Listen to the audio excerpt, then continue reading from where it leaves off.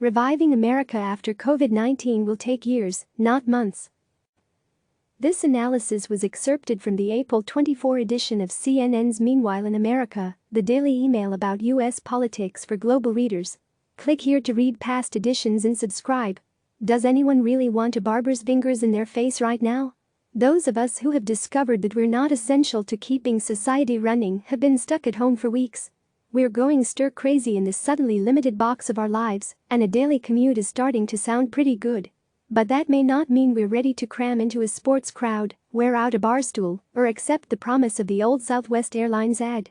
You are now free to move about the country?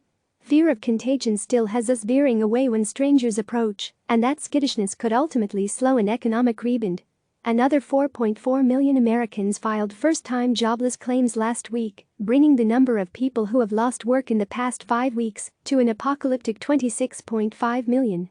Each individual claim represents a life on edge.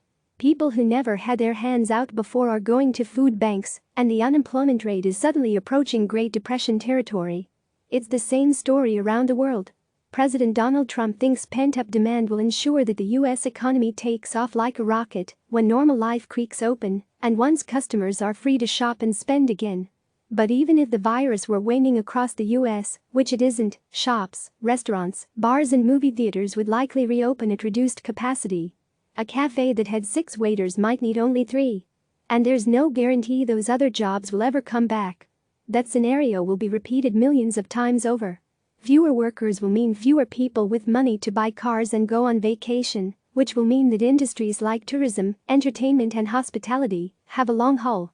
So after the battle against the coronavirus is won, the war to revive America will likely continue. We're talking years, not months.